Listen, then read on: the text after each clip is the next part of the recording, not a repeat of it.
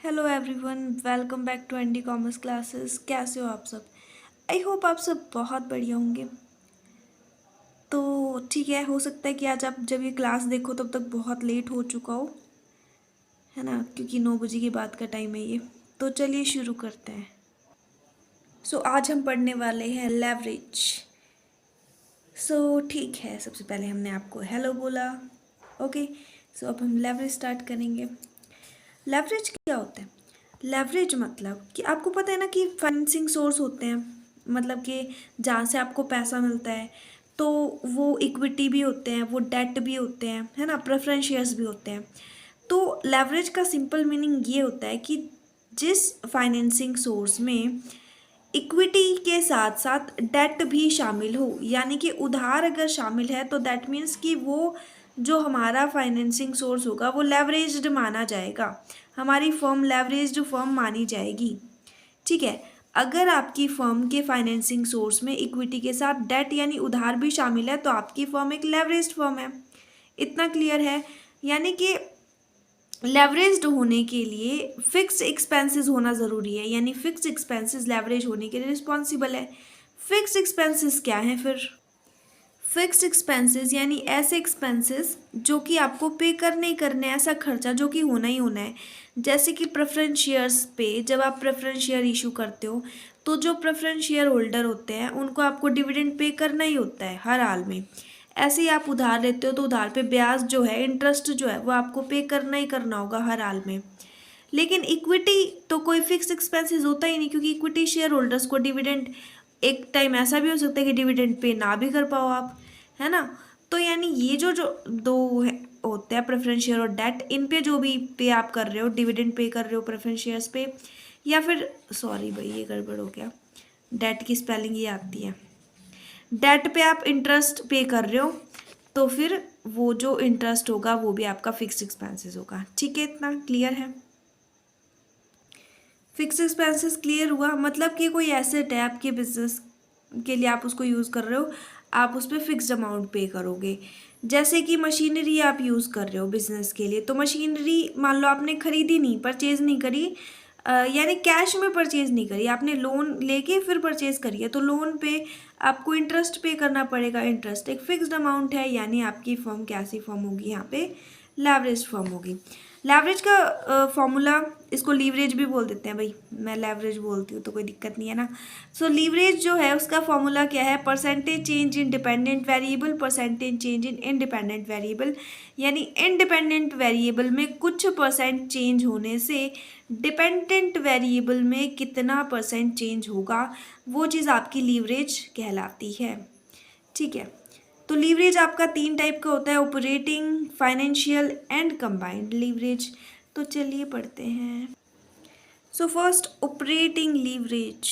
Operating leverage आखिर बार निकल आई, इतना डर के देख के। अरे भाई बहुत आसान है, पढ़ोगे तो आ जाएगा समझ, डरने की ज़रूरत नहीं है, सोचने की ज़रूरत भी नहीं है। ऑपरेटिंग एक्टिविटीज़ में आप जिन एसेट्स को यूज़ करते हो और उन एसेट्स पे अगर आपकी कंपनी एक फिक्स्ड कॉस्ट पे करती है तो इस तरह का लीवरेज ऑपरेटिंग लीवरेज कहलाता है। यानी the use of assets in operating activity for which a company pay a fixed cost is called an operating leverage। Clear है इतना कि ऑपरेटिंग एक्टिविटीज़ के लिए आप जो एसेट यूज़ कर रहे हो उस पर आपकी कंपनी एक फिक्स कॉस्ट पे कर रही है, and that is your operating leverage. Operating leverage बताता क्या है? ये बताता है सेल्स और ईबीआईटी के बीच का रिलेशनशिप। ठीक है, कि क्या रिलेशनशिप, कैसा रिलेशनशिप है ना, जन्म जन्म का रिश्ता है या फिर कुछ भी, तो वो आपको बताता है। अब ऑपरेटिंग लेवरेज की एक डिग्री भी होती है, तो डिग्री यहाँ पे हर एक लीवरेज में आएगी जो कि ज़रूरी है। डिग्री ऑफ ऑपरेटिंग लेवरेज क्या होती है कि सेल्स में चेंज होने की वजह से आपकी कंपनी की ऑपरेटिंग इनकम में क्या चेंज होगा, राइट। सेल्स में चेंज होने की वजह से आपकी कंपनी की ऑपरेटिंग इनकम में क्या चेंज होगा, that is your degree of operating leverage. और इसका फॉर्मूला क्या है? Percentage change in EBIT divide में परसेंटेज चेंज इन सेल्स। यानी सेल्स में कुछ परसेंट चेंज हो गया, बढ़ गई, कम होगी, तो उसकी वजह से आपकी ऑपरेटिंग इनकम जो है ना, पैसा, तो उसमें कितना चेंज होगा। इंटरेस्ट और टैक्स से पहले वाली अर्निंग है ये, इंटरेस्ट भी लेस नहीं करा, टैक्स भी लेस नहीं करा, घटाया नहीं है अभी हमने इंटरेस्ट और टैक्स, उससे पहले की जो इनकम है उसमें क्या चेंज होगा, ठीक है, दैट इज। अब आपको मैं बता रही हूँ कि ईबीआईटी कैसे निकालते हैं। तो आपको पता होगा वैसे तो ये सेल्स में से वेरिएबल कॉस्ट लेस करी, जैसे ही हमने सेल्स में से अपनी वेरिएबल कॉस्ट को घटाया तो हमारा कॉन्ट्रीब्यूशन आ गया, फिर इस कॉन्ट्रीब्यूशन में हमने फिक्स्ड कॉस्ट को लेस कर दिया, सो हमारा आ गया ईबीआईटी, ऑपरेटिंग प्रॉफिट। पढ़ा हुआ है आपने पहले, मुझे पता है आपका कि ये ना, ये बीकॉम में था, तो अगर जिसने बीकॉम करी है तो उन्होंने ये पढ़ा हुआ है। सो ओ यस, आ गया मुझे समझ, याद भी आ गया है ना, कई बच्चों को याद आ गया होगा ये देखने के बाद। तो चलिए आगे पढ़ते हैं। अब मैंने लिखा था percentage change in EBIT and percentage change in sales. अब ये कैसे निकाले, तो आप फिर से सोचने लग गए होगे, भाई ज़्यादा मत सोचो, ज़्यादा दिमाग पे जोर मत डालो, बताते हैं। फिर आप बोलते हो ओके बताइए, तो चलो बताते हैं भाई। परसेंटेज चेंज इन ईबीआईटी कैसे निकालेंगे, earning before interest and tax जो है करंट ईयर की, उसमें से हम प्रीवियस ईयर यानी पिछले साल की earning before interest and tax को माइनस कर देंगे, घटा देंगे, और फिर जो आंसर आएगा उसको डिवाइड कर देंगे प्रीवियस ईयर वाली earning before interest and tax से। इजी है, लेकिन वो परसेंट में नहीं आएगी, और किसी भी वैल्यू को परसेंट में निकालते हैं तो क्या कर देते हैं, मल्टीप्लाई बाय 100, तो वैल्यू आ जाएगी परसेंट में, ठीक है इतना। देन अगर परसेंटेज चेंज इन सेल्स निकालना है तो सेल्स ऑफ करंट ईयर में से sales of previous year, previous years की सेल्स को माइनस कर देंगे, और जो आंसर आएगा उसको सेल्स ऑफ प्रीवियस ईयर वाली जो है उससे डिवाइड कर देंगे, एंड परसेंटेज बनाने के लिए मल्टीप्लाई 100। It's clear that. अब जो आपका ऑपरेटिंग लेवरेज है ना, उससे रिलेटेड कुछ इंपॉर्टेंट पॉइंट है।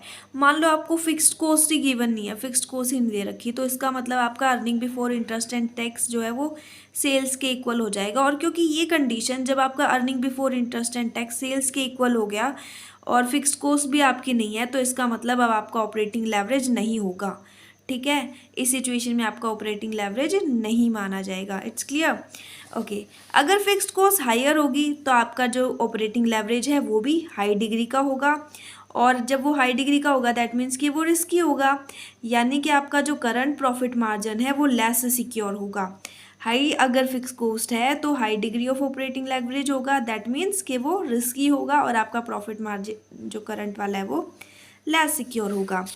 पॉजिटिव डिग्री ऑपरेटिंग लेवरेज कब होता है, तब होता है जब फर्म जो है वो हाइयर ब्रेक इवन पॉइंट पे होती है, मतलब कि हाइयर ब्रेक इवन पॉइंट से ऊपर होती है, तब होता है पॉजिटिव।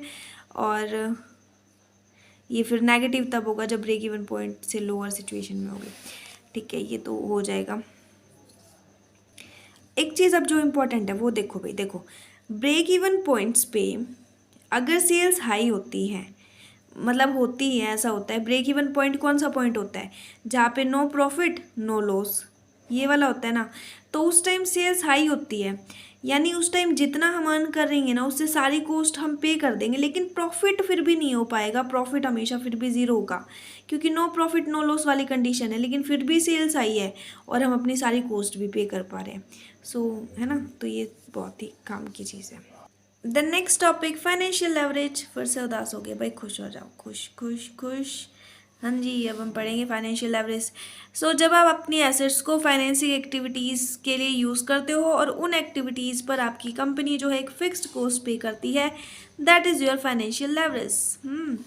ओके, और ये किसके बीच में रिलेशनशिप को मेज़र करता है, ये करता है ईबीआईटी और ईपीएस के बीच में रिलेशनशिप को मेज़र। ईबीआईटी यानी earning before interest and tax, और ईपीएस यानी अर्निंग पर शेयर। ईबीआईटी मैंने आपको निकालना बता दिया था, है ना। सो ईपीएस में आपको निकालना बता देती हूँ। ईबीआईटी में से earning before interest and tax में से हमने इंटरेस्ट को लेस कर दिया। So earning before interest and tax था, इंटरेस्ट तो लेस हो गया, बच क्या गया, टैक्स बच गया, तो अर्निंग बिफोर टैक्स। अब इसमें से टैक्स बच गया, सॉरी टैक्स लेस कर दिया, अब क्या बचा, अर्निंग पर शेयर जो हमने निकालना था। दोनों चीज़ें आ गई क्लियर, इन दोनों के बीच में रिलेशनशिप को ही मेजर करेगा ये। Then degree of financial leverage, net income यानी अर्निंग पर शेयर में चेंज होने के कारण आपकी जो ऑपरेटिंग इनकम है यानी ईबीआईटी है उसमें चेंज होना आपका जो है डिग्री ऑफ फाइनेंशियल लेवरेज को शो करता है। एंड इसका फॉर्मूला है percentage change in EBIT upon में percentage change in EPS. Earning पर शेयर में कुछ परसेंट चेंज होने से earning before interest and tax में कुछ परसेंट चेंज होना। देन फाइनेंशियल लेवरेज के रिगार्डिंग कुछ इंपॉर्टेंट पॉइंट है कि अगर फर्म सिर्फ और सिर्फ इक्विटी शेयर्स, इक्विटी का ही अगर वो यूज़ कर रही है, डेट का यूज़ अगर वो नहीं करती, तो फाइनेंशियल एवरेज 1 होगा। And this is the important point, क्योंकि earning before interest and tax और अर्निंग पर शेयर इक्वल हो जाएंगे, यानी कि जब फाइनेंशियल एवरेज 1 होगा उस टाइम ये दोनों चीज़ें सेम हो जाएगी, दोनों में परसेंटेज चेंज सेम होगा। जैसे मान लो इसमें भी 2% चेंज हो रहा है, ईबीआईटी में, ईपीएस में भी 2%, दोनों को जब हम सॉल्व करेंगे तो कितना आया, 1 आया ना। तो यानी यहाँ पे सिर्फ और सिर्फ वो इक्विटी का यूज़ कर रही है, डेट का यूज़ नहीं कर रही, इस वजह से फाइनेंशियल एवरेज जो है वो 1 है, इसीलिए दोनों में सेम परसेंट से चेंज हो रहा है। सेकेंड पॉइंट, ईबीआईटी 0 के इक्वल अगर होती है तो उस सिचुएशन में जो आपका फाइनेंशियल लीवरेज है वो भी 0 होगा। जब earning before interest and tax 0 के इक्वल होगा तो फाइनेंशियल एवरेज भी 0 होगा। फाइनेंशियल एवरेज अराइज होता है किस वजह से, फिक्स्ड कॉस्ट की वजह से, जैसे कि इंटरेस्ट ऑन डेट, डेट पे आप इंटरेस्ट पे करोगे, ये चीज़ तो पता ही है आपको, ये मैंने पहले बता चुकी हूँ। अब आपकी कंपनी है और वो company high degree of financial average है उसका, तो जब high degree of financial average है एक कंपनी का तो उसको हाई इंटरेस्ट पे करना पड़ेगा, और जब कंपनी हाई इंटरेस्ट पे करती है तो उस सिचुएशन में अर्निंग पर शेयर जो है वो नेगेटिव हो जाता है, यानी उसका नेगेटिव इफेक्ट पड़ता है इस पर, आपके अर्निंग पर शेयर पे, जब आप ज़्यादा इंटरेस्ट पे करते हो उस टाइम, क्योंकि प्रॉफिट्स कम हो जाएंगे ना, अर्निंग पर शेयर जो है वो कम हो जाएगी, नेगेटिव इम्पैक्ट पड़ेगा। कंबाइंड लेवरेज, कंबाइंड लेवरेज आपका मिक्सचर होता है operating leverage and financial leverage का, यानी इसके और इसके दोनों के फॉर्मूलेज को मिक्स करके कंबाइंड लेवरेज का फॉर्मूला बनाया गया है। तो इसीलिए हम ऐसा बोल सकते हैं कि ये अर्निंग पर शेयर और सेल्स का रिलेशनशिप शो करेगा, इन दोनों के बीच का रिलेशनशिप शो करेगा आपका कंबाइंड लेवरेज। ठीक है, अब क्योंकि ये कंबाइंड है, दोनों से मिल के बना है, तो इसके फॉर्मूले को भी हम बनाएंगे। कैसे बनेगा, देखो ये ऑपरेटिंग लेवरेज का फॉर्मूला है और ये आपका है फाइनेंशियल लीवरेज, ऑपरेटिंग लीवरेज का फॉर्मूला एंड फाइनेंशियल लीवरेज का फॉर्मूला है। सो यहाँ पे भी ईबीआईटी है, यहाँ पे भी ईबीआईटी है, तो इसको हम कैंसिल कर देंगे। बचा क्या, percentage change in EPS and percentage change in sales, and this is the formula of combined leverage.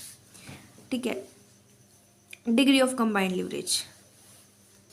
Now last and important topic, financial break even point के रिगार्डिंग कुछ इंपॉर्टेंट पॉइंट्स है। क्या क्या पॉइंट है कि ईबीआईटी आपका earning before interest and tax, financial cost of firm के equal अगर है तो उस कंडीशन में अर्निंग पर शेयर जो है वो आपका 0 होगा। अगर earning before interest and tax financial cost of firm के इक्वल है तो ईपीएस आपका 0 होगा। और अगर earning before interest and tax आपका ये जो ब्रेक इवन पॉइंट है इससे कम लेवल पे है, इस लेवल से कम है अगर आपका earning before interest and tax, तो उस सिचुएशन में अर्निंग पर शेयर नेगेटिव होगा। ये दो कंडीशंस आपको पता होनी चाहिए।